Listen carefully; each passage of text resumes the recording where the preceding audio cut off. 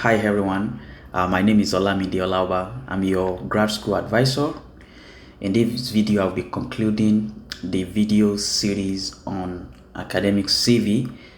In my previous video, if you have yet to see this video, I recommend that you see the first video on how to write a stellar academic CV. So in this video, I'll be concluding this section by giving you tips on how to write each of the 10 components of a stellar academic CV. Just before we get into it, if you are new to this channel and you are yet to subscribe to my YouTube channel, I encourage you to do so, as I'll be sharing a lot of tips that will be helpful for your grad school application. And again, please like, share, and make comments on my videos, as this is encouraging and it always wants to make me do more. So let's get right into it. Okay, so these are the 10 components of an academic CV that I have discussed in my previous video. And I will now start to talk to you on what information you should have in each of these components. How to write an academic CV. So let's talk about the first component, which is the contact information. So on the contact information, of course, you want to have your name boldly written, and you want to have your address. If you are currently enrolled in a particular university, you may include the address of your university. If you are working in a particular laboratory or an institution, you also want to include this address. So your phone number is also very important, or your CV, and your email address. So if you have an email address that is affiliated to a particular school or place of work, it is important to use this address rather than the conventional address, like those of Gmail, or Yahoo Mail, or every other ones. But rather than that, I encourage you, if you have an affiliated emails, I encourage you to use your email that is affiliated to your institution. And finally, if you have a professional website or profile, like if you have a LinkedIn profile, you can also have, or if you have a ResearchGate profile, or in the case of student or applicant that have published some papers, and you have a Google Scholar profile, you also want to, include a link to these profiles on your CV. So as this will also assist the application selection committee to decide your identity. Don't forget, in my first video, I told you that your CV is your scholarly identity. So if you include your professional website or profile, it will also show your identity the more. Okay, so the next component on your CV is education. What do you want to have on education? In the education section, you want to have the name of the degree granting institution or school. You again want to have the degree awarded, the degree you are receiving. You also want to include your major concentration. By concentration, I mean your major, your undergrad major. If you are in the case of an applicant that has received a post-bac degree, like a master's degree or a postgraduate diploma, you want to include your major. Do you major in science? Do you major in engineering? What is the concentration of engineering you have majored on? This is very important here. Then, if you have graduated and a degree has been awarded, you want to include the date of graduation. And also, what you want to include is the expected date of graduation if you are yet to graduate. So, and another section you should include in your education, because this is an academic CV, you want to include your thesis, the title of your thesis, your undergrad thesis or your post-bac thesis, your master's thesis, your your um your diploma, PGD thesis. So you want to include the title of the thesis. Again, you also want to mention names, like the name of your advisors. If you have a co-advisor, you also want to mention the name of your co-advisor. And finally, here you want to include relevant coursework. You especially in the case of some graduate school that does not have an undergraduate degree awarding department. For instance, in most schools across the world, they do not have um, a degree awarding department for immunology, for instance. And if you want to have your PhD in immunology, let's say you've taken some courseworks in immunobiochemistry, maybe you've taken some immunobiology courses at undergrad, but not as a degree awarding course, but as part of the requirement to um, fulfill what is expected of you for your baccalaureate degree, so your BSc degree. So in that case, you can include this course. So whatever coursework you are including, you want to make sure you don't exceed 2 lines on your CV. Professional positions. What should you have on position? First, it is important to include your research experience.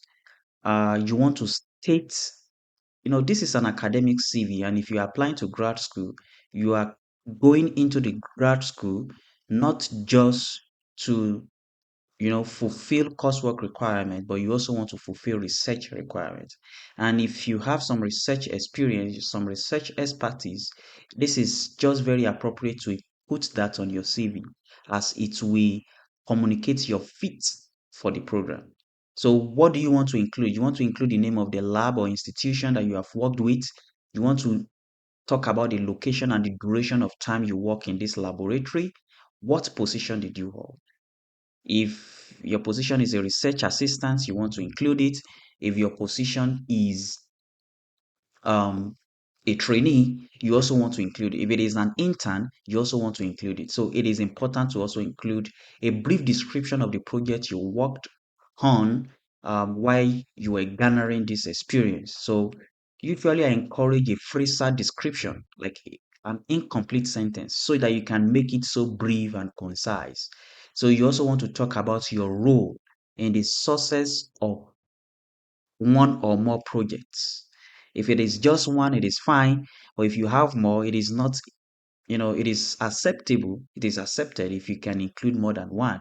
So explain your role in the success of a particular research and what are the key methods used in this research. Talk about your major findings.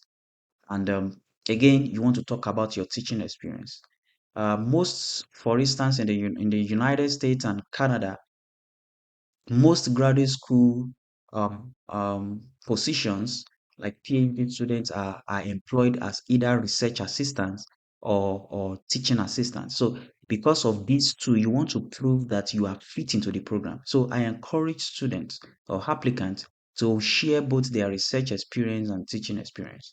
So you want to provide, if it is possible for you, you want to provide an online teaching experience or provide a teaching experience, on-site teaching experience. Both of them will show that you can comfortably teach both online and on-site.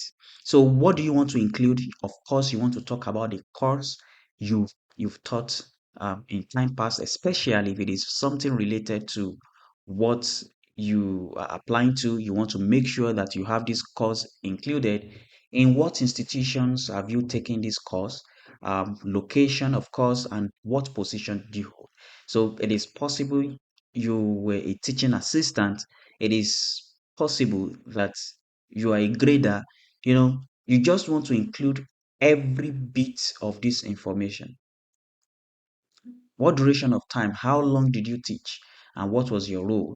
So finally, you may also want to include other experience that is not, that does not fit into research experience or teaching experience. But these experiences are also very important as part of your professional positions that you've had in time past.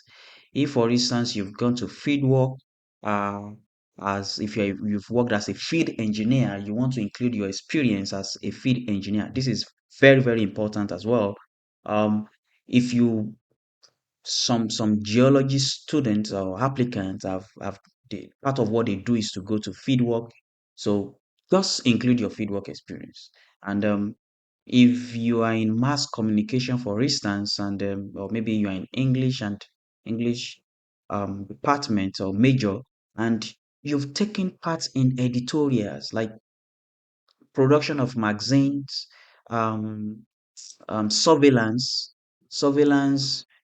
I may not know some of the jargons or some of the registers of this field, but then if you have worked with editorial, it is also appropriate to include that in your experience. Your internship, in the case of in nurses, lab scientists, or if you are a medical doctor, you've done some housemanship, as the case may be for some countries like Nigeria.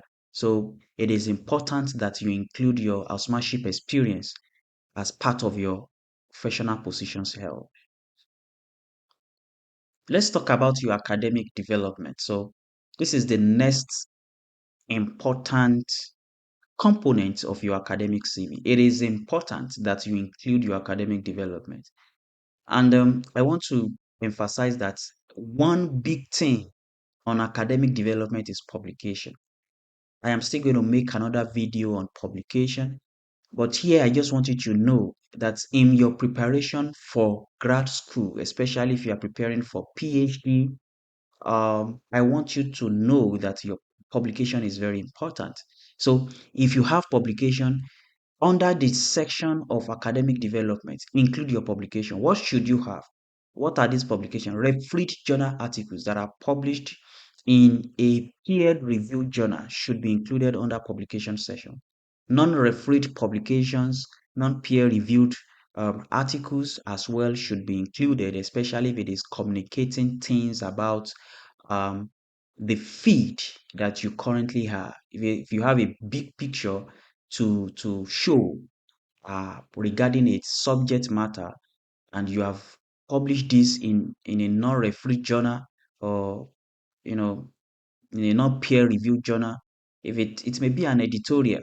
So just make sure you include this as part of your publication. Book chapters. This is also an academic publication.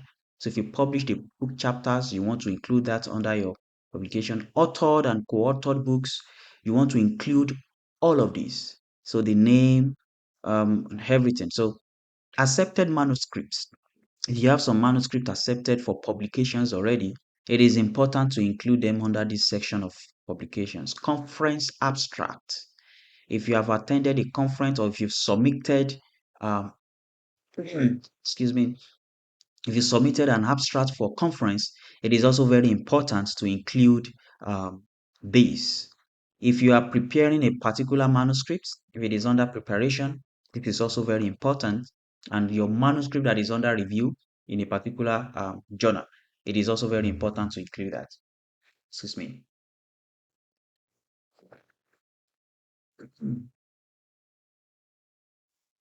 So just before I talk to you about presentations, I also want you to know that you need to know the appropriate way to reference and make a list of your publication.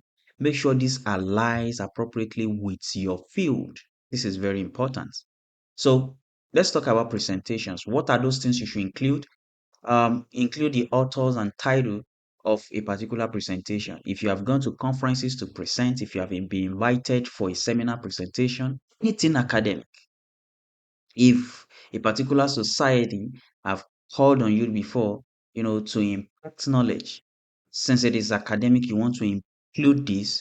Who are the authors? So authors, poster presentation will fit in here. Um, Conference or symposium name, the location and the date, and what format. What is the format of presentation? So is it an oral presentation? Is it presentation of posters? You know, it is important that you include every bit of this. This constitutes your academic development. And this is a big part of a stellar academic CV. Your honors and awards. Yes, this is part of your brags. If you are yet to see my videos on how to write a stellar SOP, I recommend that you do so. I discuss a lot about humble brags, and honors and awards are part of those things that should be included in your humble brags in your SOP.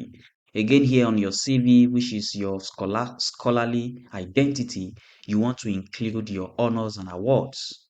So you want to include the name of awards, the institution that have granted the awards, and the year of the award for any of the following award category. So if it is a merit awards, it is something you want to include in honors and awards. Fellowships you've won in time past, you want to include that. Any competitions you've won, you want to include that. Grants that you've won. If you, in fact, let me emphasize this. If you have applied for grant in time past and you won a grant, this is something that speak volume in your CV, because grants writing is a big part, is a big deal in graduate school, and even in posts after your graduation, post PhD. If you want to remain in academics, grant writing is one of those things that you want to take seriously. So if you've won grants in time past, if you include that, it speaks volume on your CV. Scholarships. Scholarships in any form, in form of tuition waiver, in form of cash, cash and whatever it is, even in form of generous donations, you want to include that as honors and awards. So don't be shy to brag about this. It is an humble brag, and this is a way to sell yourself to the admission selection committee. Price one should be included. Honorary mentions. If, for instance, you are the best graduating student of a particular department, a particular schools, and your name is inscribed on the Hall of Fame, you want to include it. This is an honorary mentions of your name, and it is very important to just mention all of this. Don't be shy to you know mention all of these things about yourself. It is very, very appropriate. Very, very appropriate. Put them on your CV. It will make way for you. Leadership and service. So, in addition to your um, quest for academic excellence, your quest for academics, it is important to showcase that you have demonstrated in time past leadership and service skills. It is important to show the selection committee what roles, what capacity you have rendered service in time past. So some of the leadership roles, you have to talk about the organization you've led before, in what capacity, that is the position, and what title, if a title is associated with this position, and how long did you do that? How long did you lead? So what was your role when you were leading? So again, I include here that you have to make it a phraser description of your role, and this will make or keep it so concise. If you have reached a milestone during your leadership role, it is also important to include it. But if not, you can also leave it out. Volunteering service. This is very important. This is something that will color your CV if you have volunteering service. And if you are preparing for grad school and you are yet to volunteer at all, I recommend that you should look for a way to volunteer, as this will look so good on your CV. Talk about the organization you have volunteered for. How long did you volunteer? Talk, again, a phraser description of your role when you volunteered. Community service. Community service is also it's overlapping with volunteering service, organization that and the duration of time you serve, and again, a phraser description of your role as part of the community service. So, the next component I'll be talking about is professional membership and affiliations. Professional membership and affiliation. So, what you just want to do simply is to list membership to professional organization. List all the membership you have to professional organizations. List the organization. That is just what you want to do. And finally, you want to indicate the field. In what field of knowledge, in what area, is it in your field or in a particular field that overlaps your field? You are welcome to include all of these under the professional membership or affiliations. The next thing is certification. All you just want to do is if you have a special certificate in some skill, I want to believe this certificate will distinguish you further from other applicants that are, you know, competing with you for a particular limited opportunity positions. So if you have any certificate that you feel will distinguish you, will make you distinct, I encourage you to include that under the certification component of an academic CV. Skills, yes. So again, you want to include skills on your CV in addition to everything we have talked about so far. If you have some special skills, it is important to include these skills. Language is a skill, and when you are doing so, you have to name the language. Is it Portuguese? Is it Espanol? Is it your local language? Is it Yoruba? Is it, you know, French? Talk about any language. And you have to also give your proficiency level. You don't just mention the name of the language, but what? But your but the proficiency level. So again, it may be a form of computer or technical literacy. And in that case, you want to talk about the software name, the hardware name, the tools or program that you know how to use. So it is important, especially some field like engineering that are highly technical, where you use a lot of techniques. You want to indicate some of those tools you know how to use very well, some of those programs you know how to use. So by indicating that, you stand a chance, you know, to be offered a position better than someone who does not have these technical skills. So other skills can be included. If you have some laboratory skills, you can include them.